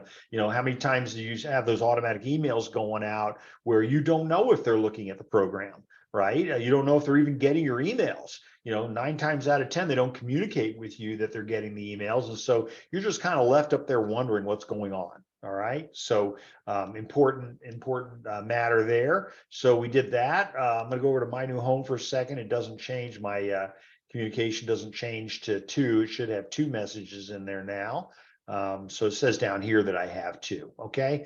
Again, seller's activity. This is the property I've associated with them. And this is on the seller side collaboration center. Everybody okay with that? Let's pop back over to our previous screen. And that is where we were entering all of this stuff. I do want to show you one other way to do this, and that is to create the search and then assign it to the contract to the client. So again, I've got my contact activity, you know, what's been going on. Look at this, a whole bunch of stuff going on. It's recording everything. I could go up to the collaboration center. I'm not ready to do that just yet, but we've saved a search. We've got another search. We've given it another name. We've got agent recommended properties. And so, but then again, I can always add another search. So you can have more than one search. All right, so let's load an existing save search and existing save search. So which one are we going to grab here? Let's do save search for this one. I'm going to go ahead and click OK. And that's going to add that search as well. So now you have that search that I created for them is going to be the other client. They just closed actually on a property. So I'm not going to resend the invitation because they're going to wonder what I'm doing. So anyway, but I can see that I have 309 matches, 145 new ones, et cetera, et cetera, et cetera. I'm going to remove that search because I don't need it for this so I'm going to remove it from the contact. Do you want to continue? Yes, I want it to go away. And so now I'm back to my save search for Kevin Burke. Okay, so I can edit the search, I can remove it, I can view the collab center, and this is the one that we just created, and there's that comment right on. And so lots of good news in there. Under the seller's activity side of things, again, I can associate more than one property. All I got to do is select the listing. It's going to go into the listings that I've got oversight on. And then in this case, we've added the Orange Avenue property that we have currently listed. And it's so that accomplished my objective of doing that. So I have them both as a buyer and a seller. And so now they as a seller can see the activity that occurs on the listing, what kind of people are seeing it and stuff like that. We've already talked about all that. Okay. CMAs, I can do, that would be the next part of things that I could do, contact CMAs. We can go ahead and add a new one. And that will pull up my CMA wizard, which we're not going to get into right now, but it would definitely create a CMA wizard, which is kind of nice. All right. So, back over to here, let me go back into my contacts, get rid of that. And again, very important that your contact information be accurate. Okay. Message history. Okay, now it's not letting me click on anything. It does that, every once in a while. Remember what I always say, if the program's not working, don't assume it's you. It's probably the program. Okay. So let me see if I can get into anything here. Agent, yeah, nothing's going to work. So we'll go back to the contact. Let's see now if it'll do it. Nope, it's not going to do it. Look at that. Okay. All right. So we will close that contact and let's see what we can do about opening it back up again. Here it is. And again, I wanted to look at the messages history. So here's all the messages going out about since I created this, they're getting a lot of activity. So be careful, what you're doing in there. But you can, it's got from since 4/16 or 4/26 to today's date, but I can always change that date. I can move that up to July the 1st, for example. You got to click on the 1 and it says, wow, you've had all of these communications. Actually, these were all today, right? But there's 2 pages of them. So if I go to the next page, there's the original welcome center. And that was a manual email. And here's what it looked like down here at the bottom, visit your open house. So I've got access to everything. Okay. That's kind of the point I'm trying to make. Contact summary is literally just a summary of the information that you have about the client. Again, I told you before, less is better. And again, down here, we have that hokey one we created. Then we have the save search for Kevin Burke. And then we have the agent recommended. Everybody good with that? Because I want to take you now and I want to go ahead and I want to create a search. Okay, and I want to save my search. And by the way, over here is going to be my where it says contact activity. There is no collaboration center activity to view because there hasn't been any activity in there other than what we just created. Okay, so and again, remember these are widgets, so you can move these up and down. I can grab that, I can pull that up here, I can move that one back up here. So I don't use the calendar in there at all, but I do use the activity center. And I do use the market monitor too, by the way. So this is a regular thing for me. I like to know it's kind of the equivalent of our old hot sheet. So I do like doing that. So let's go ahead. I want to go ahead. I got a client. I'm going to do this differently than starting off with creating the contact. Again, I think the contact way is probably the fastest way, but let's take a look at it. I'm going to create a search. And so I'm going to do residential, and I'm going to do detached again. And I'm going to pick on Carmel Valley. So let's do Carmel Valley search, 92130. There are 38 active and back on the market properties. Again, I always click on this. I want to see my contingent, my coming soon, and my pendings. And so I click on save and whoa, look at that. I got 65 properties now. So I can do a number of things from here. One of them is up here where it says save search. I can do save search. It's going to say, what do you want to call it? I'm going to say, let's call it Bob. I'm not going to check set as my default residential search. Please don't do that. Because then we're going to have to unwind it when you realize, oh, I shouldn't have probably done that. Okay, so right now it's saving the search to me, but what happens if I want to save the search to a contact?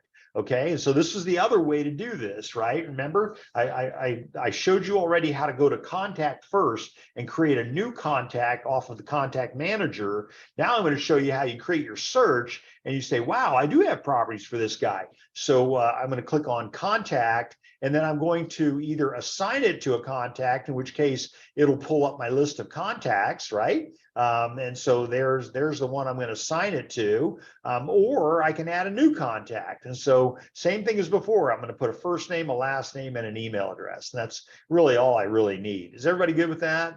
And what a fun way to do this, right? I got a number of different ways to get to the same result, but this search result, we're going to call it Bob. Okay, so save and notify says I'm going to save the search. where I'm going to save it as Bob, okay, but it's under my search. So Kevin Burke search, this search is called Bob, okay, and at the same time, it also notified me. So let me see if I can find my inbox.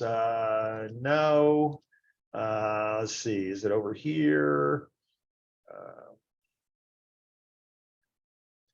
Here we go, and new, okay, here we go. So activity notification. Oh, you can't see that, sorry. Hold on. Don't go anywhere. Activity notification for your Collab Center site. And so again, we got the send me the update thing. And that's what this has just done. Okay, everybody good with that? I've got several notifications in there. So your seller's update, here it is. So again, as you can see, I'm getting all this really cool information that is being sent to me as a result of having the Collab Center set up on the seller side of things. So 14 total updates, et cetera, et cetera. This was from my Delmar search. Okay, good. So that, let's go ahead now back to my search. So again, it took me into, remember what I did? I created a new search, and then I assigned it, I gave it a name, Bob, and then I've assigned it to the Kevin Burke search, okay? Now here's the good news for me. Like I said earlier, you can't break anything. So, I'm playing around with all this, but, when we're all done with the webinar today, I've done all this, what am I going to do? How do I get rid of all that? I'm going to go back and delete myself. Okay, so I'm not going to leave it in there. Okay, otherwise I'll be spending, I'll be answering emails for the next 6 months, and it's like, no. So, but again, don't delete your client. Okay, because it's important that you, communicate with your client. But when I go in here and I see the Bob, and I see that we have 65 undecided, because they're always by default going to say undecided. I'm going to click on the 65, and I'm going to say, well, you know what? Let's take a look at this one over here, do I like that one? Let me see, what is this? Caminito Vista Lujo. So look at that, brand new on the market, agent preferred. I can save the search. Again, do the same thing. I can save it to the listing cart if I want to. So select the cart. I can click on this search button, and I can call it the Kevin Burke listing cart. Got it. And then I can save it to that, and I can click save, and I'm all set. Okay, so successfully saved the listing. But these are the things that I'm able to do from this window. Okay, so what else in here? That was what I wanted to show you. So okay, so I see the agent preferred, and again, I got 65 of them. I can go through these one at a time, right? I can keep pulling these up. Okay, but going back to my contact, so here I am under Bob. Again, I can edit it. I can resend the invitation to Bob or to Kevin. So by clicking on resend the invitation, it's got my DRE appropriate signature line, right? It's got to have your name as it appears on your license. It's got to have your affiliation with a brokerage firm. It's got to have your DRE number. And you all can see I've got not only our corporate broker DRE number, but I also have my personal broker DRE number. Okay, everybody good? I can add an attachment. I can do all kinds of stuff, and I can hit send. What's it going to look like? I click on preview, and this is what it's going to look like when Kevin gets a copy of this listing. Is everybody okay with that? 65 new listings found, most of which are undecided, but it explains to Kevin what we're expecting Kevin to do. Okay, so send it, and then off it goes to Kevin's email account. Please don't send anything to that email account, by the way, because I never look at it. I mean, obviously, but I never look at it. So in fact, I'm not sure where it is. Let me see here. So share, is this it? I think that, there you go. Welcome to your collaboration center for buyers. I click on this is the one you just looked at. Everybody see that? All paths lead here. And now I got 65 matches. So Kevin says, okay, well, let me take a look and see what these look like. And so boom, here comes my window, and my window, now I get to go through these properties and decide which ones I like, which ones I don't. We've talked about this already. Here's my communication, and it says what? It says cool place, right on. But back to my listing activity, 97 updates, 97 new listings, because we added new criteria, and then we got 7 new open houses. Again, the one thing I didn't tell you about was possible search I've got my all saved searches, but I've got the names in here associated with Kevin's search. I've also, how do I want to sort them? Price high to low, bedrooms, newest to oldest. I look over here to my recommended. And again, remember, recommended are the ones that I have recommended. And so we've got a couple of them in there. It says we've got 34 of them that I have recommended. Some of these look really familiar to you already. I'm surprised there are that many properties available in Chula Vista. And I think here's one that actually reduced its price by 50,000. But that's what it's there for. It's there to make it easy for the client to interact with you. $5 million on Sandy Gita Road. So this one's obviously all over the place. But I've got 34 properties that I've recommended. Which one did we reject? I click on the rejected one. The buyer rejected Orchid Lane. And so I can see right away, and I look at Orchid Lane and I go, why did you give that thumbs down? And I say, wow, that's really cool. Oh, it's been on the market for 232 days. That's rarely ever a good sign. So I got a rejected from the client. And maybe what I want to do is go back in here and email the client and ask them, why did you reject it? Right? Me personally, I'm going to probably call them, okay? Because I just think that's worth $1,000, right? Just to make the phone call. Okay, so I'm probably going to call them up and I'm going to say, I was taking a look at that listing at 693 Orchid Lane. And when I looked at the details on it, it contains pretty much everything you're looking for. But you rejected it. Why? Is there a reason behind that? I mean, obviously I'm creating a conversation with them. I'm not, getting into an argument with them, but why, what was it about the property? It's usually got something to do at this point with the photos. And so maybe there's something about the view that they don't like, and I don't know. So this is an aerial image above the property, and so looking west. But let's go to the next slide. So obviously you can helicopter above the property at some point here. Oh, I can see why. So maybe it's not the best of shape. All right, I get it. But it's got they did a pretty good job of taking the pictures to give you an idea of where it is located relevant to the ocean, right? So, and here's your view. It's going to be a rooftop view. And that's probably about as good as it's going to get. But, heaven forbid these people build on top of theirs or whatever. But, Del Mar's got some pretty serious view ordinances. So property info on it, again, the remarks section, all that stuff. The history of the property that we've talked about already. This is what it all looked like. So in 01 at 1.2 million, and today at 3.5. So apparently in 2020 it was listed for $157,500,000. So probably not going to come in at that. But notice down here I do have my valuation that says that it's probably just a little high, probably about 257,000 too high, according to the realtor valuation model, not the other programs out there. And so again, payments are only 13,000 a month. That's easy cheesy, right? Good news is it's built before October of 1988, so no Melrose assessments. And there we go. So they rejected the property, and I'm just curious as to why you did that. Is it maybe something on the street? Maybe something's going on close to this that is why. Obviously a pretty narrow little street, but I love this mapping feature. This is we've come a long way. Oh my goodness gracious, got somebody in the picture, so that's probably not what they intended. I don't know, maybe that place needs a little help.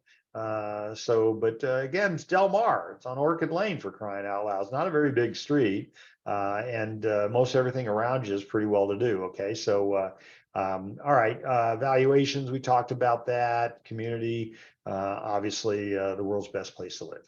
I live there, so I figure it's probably got to be okay. And then again, over here on the right, I've got my ability to send emails, make it my home, do all those kinds of things. Okay, everybody good with that? Questions? Let's go back to, I need to get rid of some of these windows here before my computer crashes, but that's my welcome to the collaboration email. And again, like I said earlier, it's going to start pulling up all kinds of, it's going to start sending me all kinds of emails. So let's do a share and get us back to here's the MLS screen. Again, I've clicked on Collab Center because I want to make sure I don't want to send them emails. They're going to get lost. I'll never know that they got them. I won't know that they opened them. Okay, so I like this a lot better, but Bob has not accessed the site yet. So, and unfortunately, of course, I deleted the emails to Bob, but when Bob accepts it, Bob would grab that. So again, it shows over here all the, I'm sorry, I'm Bob. So it shows over here, save the search for Kevin Burke. And that was this one that we created, again, with the comment right on. Here was the other one that had no properties in it. Agent recommended, if any, I would have, that would have been the one on Avenida Loretta. Comments, and again, all the comments, and there were actually 2 comments. It's showing me right on. It's not showing me the other comment, but there's the property. Oh, here we go. Right on and cool place. Okay, so it pulled that all up for me. We're doing good. Questions so far? Seeing none. Again, seller's activity, I can go in there and I can look at that property that the seller has listed. And I can also click on view the site, and that should round us out pretty good. So there we go. There's the property, 504 views. Okay, everybody good with that? What else do we need to know? I'm trying to think here. Messages history, again, here's all the messages that I've been sending. So you've got access to all of this, which is really nice. And what a great way to keep track of your communications with the client. You know, no more of that client says, I never heard from you. It's like, well, here, I've got all these going out to you, okay? So, all right. Let me get rid of Kevin for a second. I've got back down into my contacts. So we've obviously already created a couple of Kevin accounts here today. Probably going to delete this one because they just closed.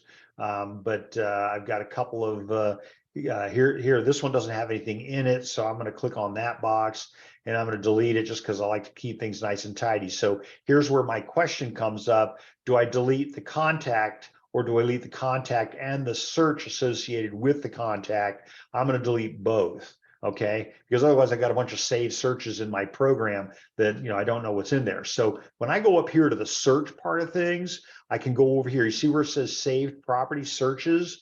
When I click on save property searches, it's going to tell me all the searches that I've saved, including the one that I just saved, Bob. Right. So, you know, I can delete it from here. That's okay. And then I have other saved searches that I've done. It takes usually a little bit of a while to do that.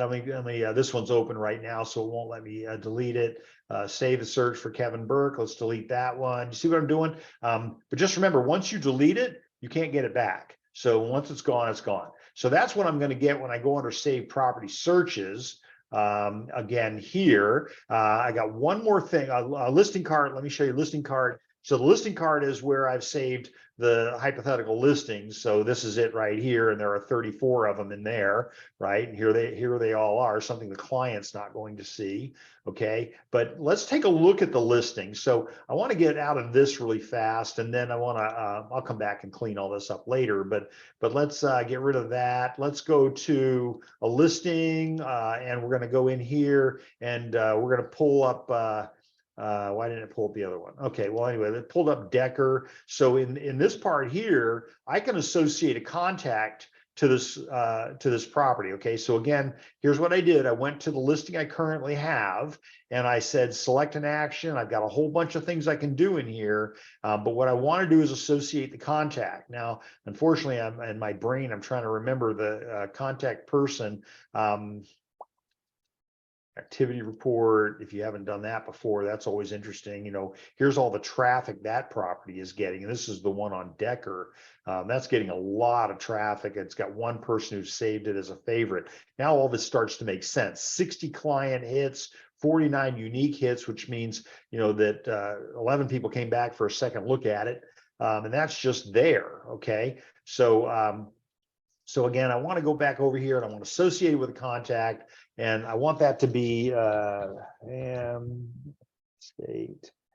I'm trying to think of her okay, whoops, no, that's kind of not right. Let's do it this way. There we go. And no fine. So we're going to add a new contact because we didn't have one in there before. So this will be Pamela, and it'll be Martin, and then we're going to add her email address. I think it's Pam.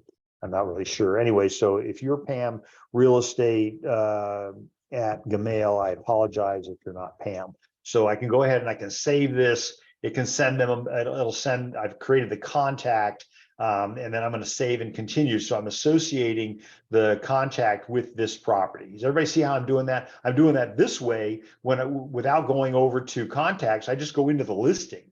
So, I can open the listing, maintain the listing. And so I'll have these features available over here on the left-hand side as well. The good news is, look here, collab link share. I can click on that. Now that gives me just the link to send to people. Okay, so I can copy the link, I can send it out of my email program. So that just gives me the link I can send. Okay, so we have share via text. Now, again, it's interesting. I was in a board of directors meeting at the association and nobody knew how to text a listing to anybody. And again, I don't text, but I know how to do it. So, I've got to have a cell phone number in there, which I'm not going to put in there. So I would have to configure the settings to do that, but I would put in a mobile number and then I'd be able to do that. But again, at the end of the day, if you want to share your listings by text message, that is a way to do it. You can share it on Facebook. What else in here? The activity, I already showed you that. And I think that's everything there. But again, I did associate it with the contact, and that should show up now under my contacts. So if you manage my contacts and it shows here is Pamela Martin, I just kind of made that up, but I haven't done anything with her stuff yet. So, but again, it's associated with her, with that listing, which happens to be her listing. So now when I go to try to delete it, it's going to say, you've already got a save search in there too. Do you want to delete that? And I'm going to delete the whole thing. I want it all to go away. Okay. Questions? Anybody have any questions for me on any of that? That's a lot. What else? Wait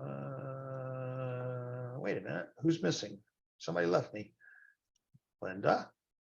Oh, I know who left me. Okay. All right. Okay. So if you don't have any questions, that's really all I have to cover.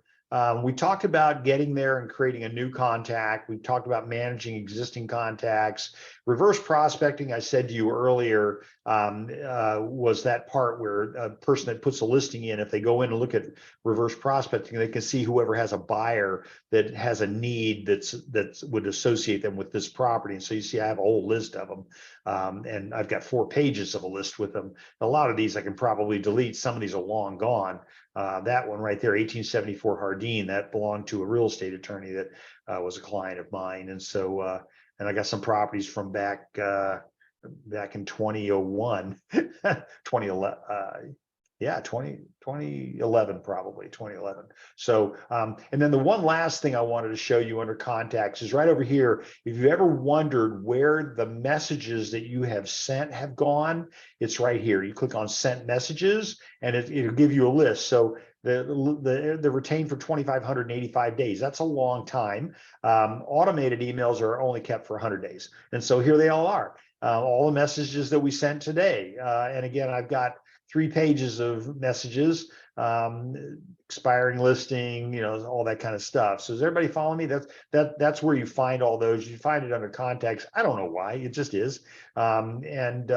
Lastly, the managed groups things, if you've got a group list that you're sending out, you would do it that way. So I'm not seeing any questions. So let's take us back to here. And so we looked at the collaboration center wizard. We fixed all that as it is found in Paragon. And then we set up the collaboration center itself. So we created the wizard first, right? So create the wizard. And again, remember, you can't break anything. And I'm not going to bore you. I'm going to go back in there. I'm going to delete all of my stuff so that, I start clean again. But anyway, I want to thank you for being here today. And so if there aren't any other questions, we've got a new YouTube website. Again, I've been talking about this. I just learned how to do this about a month and a half ago. So get your QR code reader ready. There it is. You can just go ahead and get your phone out and just scan your QR code, right? And you'll be able to see the Yeah. And so anyway, that's the QR code, or you can type in your browser window at Burke Real Estate Consultants, Inc. That'll get you there. And then we also have a bit.ly. I learned how to do that. So bit.ly/, real-estate-ed. And then case is important. So all lowercase in this case. And then please remember, if you would do me a favor, like and subscribe. And so why do I say that? Because I don't get paid for it, okay? But like tells other people that there may be some value to it, okay? Subscribe, all that does is when I load up the links, so like today, when I load the 2 webinars up there today, if you have subscribed to the channel, it will notify you that I have just loaded 2 additional webinars, okay? So again, I update this constantly, and it's free at this point. I think at some point I'm going to have to figure out how to put a firewall in front of it, only because I know some of the plaintiffs' attorneys are looking at some of this stuff and obviously trying to discredit me. But fortunately, the old story, I never tell a lie. That way I don't have to remember anything I said. So I just keep, being truthful about everything, and my story won't change because I remember my stories. So, all right, education at SDAR. If you want to reach out to SDAR and let them know about other subjects, I do talks for companies, offices, things like that. And then finally, my weekly email updates have a link in them to the classes that I'm doing next week. So it just got sent out today. It'll get resent out on Thursday, right before the next class, and that's it. And so I don't do that. It all does it itself. And I only, again, as I said, I only send it out once a week. So if you want to get that newsletter, you can send me an email, or you can, and then I'll respond with my signature line, which will have the link in there. So you got two important links in there. One of them takes you to the YouTube website with all the risk management videos, and then the other one allows you to sign up for the newsletter. So if there aren't any other questions, I want to thank you very much for being here today. I very much appreciate the value of your time. And so we're going to get done a couple minutes early. But again, not seeing any questions.